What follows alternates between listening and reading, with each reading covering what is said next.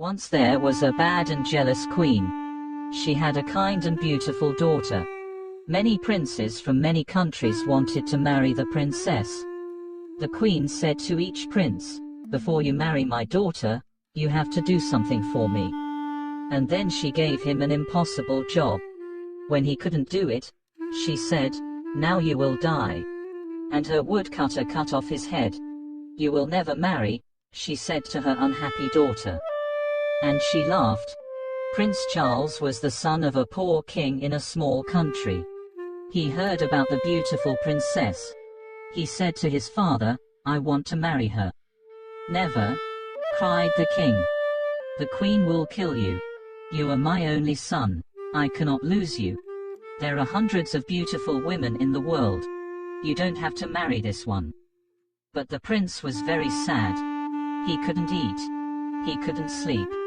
In the end his father said, "Go, then, go to the princess. I hope you will do better than the other princes. I hope I will see you again." The prince was very excited and he danced round his rooms. He ate a lot of food and got strong again. Then he began his journey. He had no servants because his father was poor. "I'll find servants on the way," he said. After a short time, the prince saw a small mountain. "What is that mountain?" he thought. It wasn't there before. He went nearer. It wasn't a mountain. It was a very fat man on his back, asleep. The prince went near him and the fat man woke up. "What are you doing here, fat man?" asked the prince. "I was asleep," said Fat Man, "and now I am not asleep. Because of you." "Why were you asleep?" "Because I had some food this morning. Now I want my lunch." "What did you eat this morning?" asked the prince. 10 chickens and 100 cakes," said Fat Man. "Will you be my servant?" asked the prince. "Give me food," said the Fat Man, "and I will do anything for you." So the Fat Man followed the prince. A short time later on their journey, they found another man. His head was down and his left ear was on the ground. He looked up. His left ear was very large. "What are you doing, Big Ear?" asked the prince. "I am listening," said Big Ear. "The flowers are opening. The birds are singing in a country over the sea. I can hear them." "What can you hear in the house of the beautiful princess?" asked the prince. "People are crying. Another prince is dead. Will you be my servant, Big Ear?" "Yes," said Big Ear, "I will." A short time after that, they saw 2 long things by the road. "What are they?" "Trees," said Fat Man. They went nearer. "They're not trees," said Big Ear. "They're arms. The longest arms in the world." A little later they saw the man's head. "You are a very long person," said the prince. "I can be longer than this," said Long Arms. "Come with me, Long Arms," said the prince. "Be my servant." So Long Arms followed the prince. Next they saw a man with a hand over one eye. "Is there something in your eye?"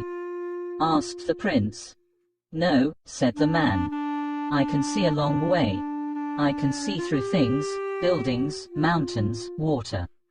When something is near me, I have to put my hand over one eye. Then I can see it.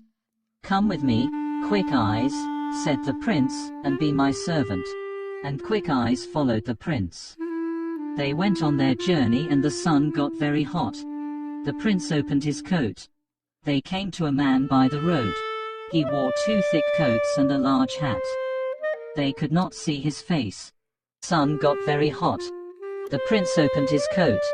They came to a man by the road. He wore 2 thick coats and a large hat. They could not see his face. He said, "I am cold, cold, cold." "Why are you cold, cold man?" asked the prince. "The sun is very hot and our coats and shirts are open." "We are hot. When I open my coat," answered Cold Man, "the sun disappears. It snows. Everything dies of cold. Come with me," said the prince, "and be my servant. But please don't open your coat." Cold Man went with the prince. Prince Charles and his servants arrived at the city, and the prince went to the queen. "I want to marry the princess," he said. "What do I have to do?" The queen answered, "You will have to do 3 things. Do them well. Then you can marry the princess." "What is the first thing?" asked the prince. "I have a beautiful blue jewel. Yesterday it fell into the river. Bring me the jewel before the sun goes down." The prince went back to his servants. "How can we find the jewel?" he asked them. Quick Eyes took his hand from his eye. "I will look for it." He went to the river. "There it is, over there." "I can't see it," said Long Arms. Then Fat Man opened his mouth and drank the water in the river. A short time later, the river was dry. Long Arms got the jewel and gave it to the prince. The queen was very angry when she saw the jewel. Then she said, "Tomorrow I will give this prince a very difficult job." She thought hard. She did not sleep that night. The next morning the prince woke up early. He went to the queen again. "You are hungry after your long journey," she said, with a cold smile. "I have 30 chickens outside. Eat them before 12 o'clock. I do not want to find 1 chicken leg. Can I invite a friend?" The prince asked. "I do not like eating without a friend." "You can ask 1 friend," said the queen. The prince left. "He will die this afternoon," she said to her daughter. And she laughed. The prince went back to his friends. "Come with me, Fat Man," he said. Fat Man quickly ate the 30 chickens. Then he ate the queen's other animals, the bread in the kitchens, the fruit on the trees and the vegetables in the ground. "Now what can I eat?" asked Fat Man. There was nothing there, so he went to sleep. At 12 o'clock the queen called for her lunch. She waited and waited, but no food came. She went to see the cook. "Where is my lunch?" she asked. A fat man ate everything in the gardens and everything in the kitchens. There is no food. The queen got angrier and angrier. Then she thought of a plan. "Ha ha!" she laughed. "Now I will catch him." The prince came to her on the 3rd day. "Will you eat with me tonight?" she asked, with a lovely smile. "And after that, would you like to sit with the princess for 2 hours?" "Yes," answered the prince. "I would love that." "You will not fall asleep when you are talking to the princess?" asked the queen. "Fall asleep?" cried the prince. "Never. When a person falls asleep with the princess," said the queen, "the princess disappears by magic. Then that person dies." The prince put on his most beautiful clothes. He ate with the queen.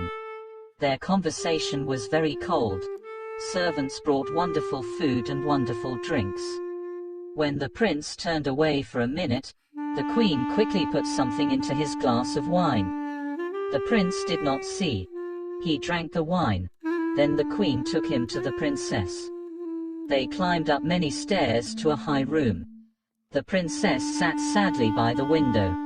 The red light of the evening sun lit up her beautiful face. The river below, the flowers round the window and her dress were the same color. The prince sat near the princess. They were very happy for a short time. But the prince's eyes suddenly felt heavy. He started to fall asleep. He couldn't hear the princess's words. His eyes shut. He was asleep. Half an hour later, he opened his eyes again. The princess wasn't there. He looked everywhere in the room, but he couldn't find her. He ran to the window and looked out. He saw Big Ear below.